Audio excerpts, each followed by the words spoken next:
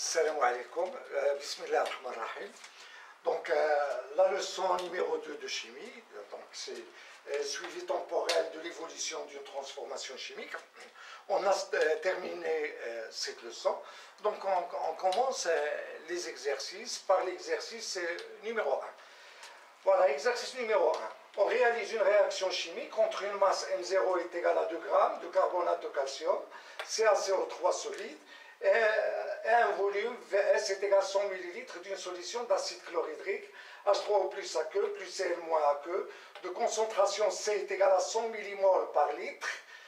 Voilà, et on constate qu'il y a dégagement du dioxyde de carbone gazeux CO2. Le volume de la solution reste constant pendant la réaction. Et on recueille le gaz à l'aide du dispositif représenté par la figure ci-dessous. Voilà, donc on a là un ballon. On met dans le ballon M0 qui est égal à 2 grammes de carbonate de calcium et un volume V est égal à 100 ml d'une solution d'acide chlorhydrique de concentration 100 mmol par litre. Et il y a réaction entre le carbonate de calcium et l'acide chlorhydrique. Voilà, et on obtient un dégagement du gaz CO2. Dégagement du gaz CO2 qu'on recueille dans cette éprouvette. Donc, au début, l'éprouvette était entièrement remplie d'eau. Voilà. Et au fur et à mesure que le gaz se dégage, le niveau de l'eau dans l'éprouvette diminue. Et ça représente le volume de CO2. On peut le lire puisque l'éprouvette est graduée. Voilà, donc on recueille le gaz à l'aide du dispositif représenté par la figure ci-dessous. On mesure le volume du gaz à la température 20 degrés Celsius et sous la pression P est égale à 1013 hectopascal. Donc on considère que la pression du gaz reste constante. Voilà, le gaz se forme, la quantité de matière de CO2 augmente, le volume augmente, mais la pression reste constante, est égale à 1013 hectopascal. Donc on obtient à l'instant de date T est égal à 46 secondes, on a un chronomètre. Lorsque le chronomètre indique 46 secondes, on lit la valeur du volume, on trouve qu'elle est égale à 51,2 ml. Première question, dressez le tableau d'avancement de cette réaction. Deuxième question, exprimez l'avancement x de t à l'instant t de date t en fonction de PV de CO2 et t en Kelvin, la température absolue. Calculez x à l'instant t est égal à 46 secondes et déterminez la composition du mélange à cet instant. Troisième question, déterminez le volume de CO2 obtenu à la fin de la réaction. On donne l'équation chimique de la réaction. CaCO3 solide plus 2H3O plus AQ, ça donne Ca2 plus AQ plus CO2 gaz plus 3H2O liquide. On vous donne la masse moléculaire de CaCO3, c'est 100 grammes par mol, et la constante des gaz parfaits, 8,314 joules, mol moins 1, Kelvin moins 1. Ça, c'est l'unité internationale de R, lorsque la pression est exprimée en pascal et le volume est exprimé en mètres cubes. Donc, on passe tout de suite à la solution. Donc, pour vous, avant de suivre la solution, faites pause à la vidéo et essayez de faire des recherches, voilà, essayez de trouver la solution avant de poursuivre la vidéo. Donc, première question, dressez le tableau d'avancement. Donc, le tableau d'avancement, donc on a là l'équation chimique de la réaction, 3 états, l'état initial, l'état intermédiaire à un instant T et l'état final. Donc, à l'état initial, la quantité de matière de CaCO3, donc on va la noter N0. N0 est égal à la masse sur la masse molaire. Pour la quantité de matière de H3O+, voilà, on vous a donné la concentration et le volume. Donc la concentration effective de H3O+, elle est égale à C. Donc la quantité de matière de H3O+, est égale à C fois Vs. La quantité de matière de Ca2+, c'est 0, de CO2, c'est 0, et pour H2O, la quantité de matière, il est en excès, c'est le solvant. Donc à l'instant T, la quantité de matière de CaCO3, c'est N0 moins, on va noter moins X, Pourquoi? Parce que la quantité de matière, voilà, le coefficient stoichiométrique là c'est 1. Pour H3O+, c'est CVS moins 2X, puisque le coefficient stoichiométrique c'est 2. Pour CA2+, le coefficient stoichiométrique c'est 1, donc X, et là c'est le solide. Voilà. Pour l'état final, donc on a N0 moins X max, X prend la valeur maximale. Pour H3O+, donc CVS moins 2X max. Et là, on a X max et X max. Et pour l'eau, c'est le solide. Voilà. Donc, il nous reste maintenant à chercher la quantité de matière initiale de CA2+, de CaCO3 et de H3O+. Donc, la quantité de matière N0, donc N0, à quoi est égal N0? C'est M0 sur la masse molaire de CaCO3 est égal à M0C2 sur 100. Voilà, ça vous donne 2 10 puissance moins 2 mol. Et la quantité de matière initiale de H3+, c'est CVS, est égal, C, c'est 100 millimoles, donc c'est 100 10 puissance moins 3 mol par litre, multiplié par 100 millilitres. Donc c'est 100 fois 10 puissance moins 3 litres, donc ça nous donne 10 puissance moins 2 mol. Voilà. Voilà, ça c'est le tableau d'avancement. De exprimer x à l'instant t, à l'instant de date t en fonction de P, V de CO2 et T. Donc ce qui est responsable de la pression c'est CO2 dans l'éprouvette. Donc, et la quantité de matière de CO2 à l'instant t c'est x. Donc si on applique la loi des gaz parfaits,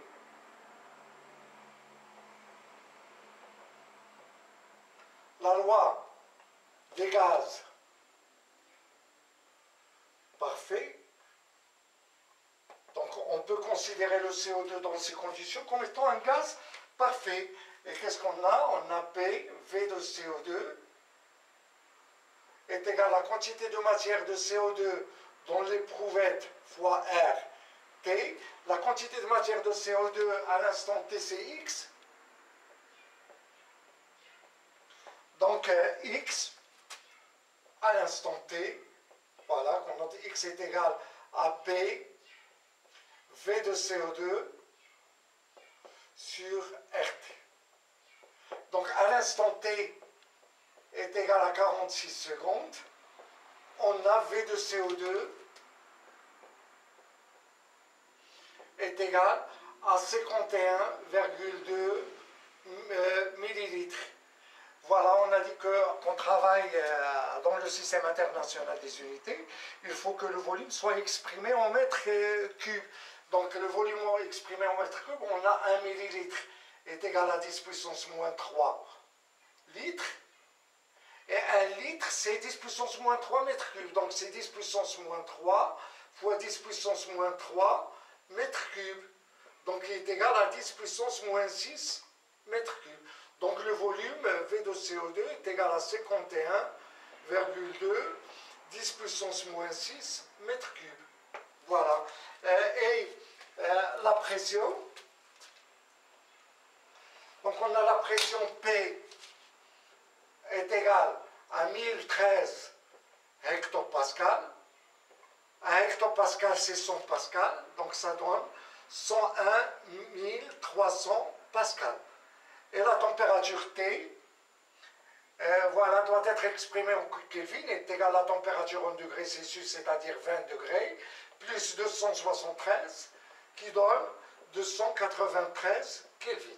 Donc on remplace, donc X est égal, P c'est 101 300, fois 51,2 10 puissance moins 6, sur R, 8,314 fois T 293,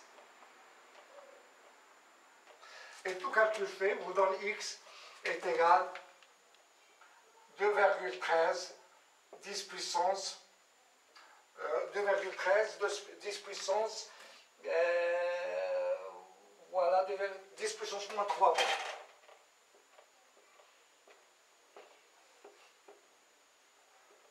Voilà. Puis, on vous demande de déterminer la composition du mélange à cet instant. La composition du mélange à cet instant, il suffit de donner la quantité de matière de Ca2+, à cet instant, la quantité de matière de H3O+, et la quantité de matière de CaCO3. Mais il ne faut pas oublier les ions Cl-. Ce sont des ions spectateurs qui n'interviennent pas à la réaction, dans la réaction. Donc voilà, donc on a voilà la quantité de matière de Ca de plus AQ est égale à X, voilà, est égale à X, qui est égal à 2,13 10 puissance moins 3 mol. La quantité de matière de CaCO3 est égale à N0 moins X, qui est égal à N0, c'est 2, 10 puissance moins 2, on l'a déjà calculé, voilà. Moins X, c'est 2,13, 10 puissance moins 3, et ça nous donne N de CaCO3 est égal à 1,79, 10 puissance moins 2 mol. La quantité de matière de H3O+, est égale à CVS moins 2X, qui est égal à CVS, on l'a déjà calculé, c'est 10 moins 2, moins 2 fois 2,13, 10 puissance moins 3, et tout calcul fait vous donne N de H3O+, AQ, est égal à 5,76, 10 puissance moins 3 mol. Voilà pour les ions Cl-. On a dit que les ions Cl- sont des ions spectateurs. Donc toujours la question 2. Les ions Cl- sont des ions spectateurs. N'intervient pas la réaction. Donc la quantité de matière de Cl- AQ est égale à la quantité de matière initiale de Cl- AQ, qui est égale à, on vous a donné la concentration de volume, qui donc est égale à CVS, et CVS on l'a déjà calculé, c'est 10 puissance moins 2 mol. Donc la troisième question.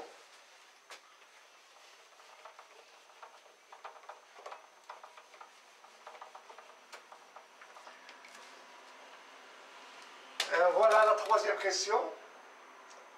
On vous demande le volume, déterminer le volume de CO2 obtenu à la fin de la réaction. Donc à la fin de la réaction, la quantité de matière, c'est X max. Donc on applique la loi des gaz parfaits, on trouve le volume de CO2 final. Donc tout d'abord, il suffit de chercher X max. Donc qu'est-ce qu'on écrit lorsqu'on trouve X max? Donc on peut voilà, déterminer le réactif limitant. Donc on a X max. Donc pour trouver X max, il y a deux méthodes. Soit on écrit N0 moins X max est égal à 0, on trouve X max 1. Et puis on écrit CVS moins 2X max est égal à 0, on trouve X max 2. Et on obtient la valeur inférieure des deux X max 1 et X max 2. Ou bien on écrit tout simplement que X max est égal à l'inf, la valeur inférieure de N0 sur 1. Voilà la quantité de matière initiale de CaCO3 sur 1 et la quantité de matière de H3O+, N0, c'est-à-dire CVS sur 2. Pourquoi? Parce que le coefficient stoichiométrique là c'est 2. Et donc X max est égal à la valeur inférieure. N0, on l'a déjà calculé, c'est 2, 10 puissance moins 2 sur 1. Et CVS, c'est 10 puissance moins 2 sur 2, donc la valeur inférieure c'est celle-là, et ça donne 5, 10 puissance moins 3 mol. Voilà, c'est ça la valeur inférieure. Donc le réactif limitant, c'est H3 au plus aqueux. Donc X max est égal, donc on a une finale de CO2 est égal à X max est égal à 5 10 puissance moins 3 mol. Donc on applique la loi des gaz parfaits. La loi des gaz parfaits.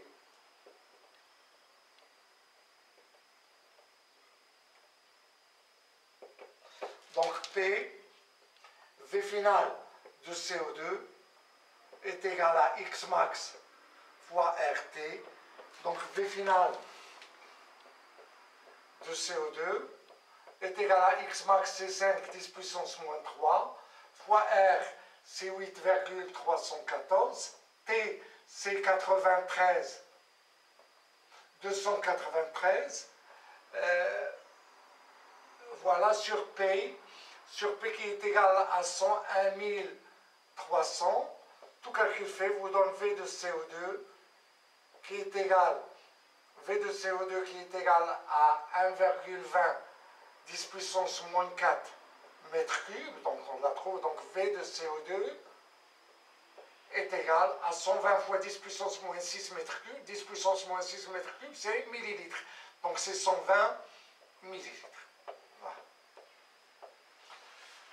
Voilà, donc ainsi se termine cet exercice 1. La prochaine vidéo, on va la consacrer pour un autre exercice, c'est l'exercice 2. Et si vous aimez ce que je viens de faire, faites j'aime, partagez la vidéo et s'abonnez à la chaîne. Et à bientôt.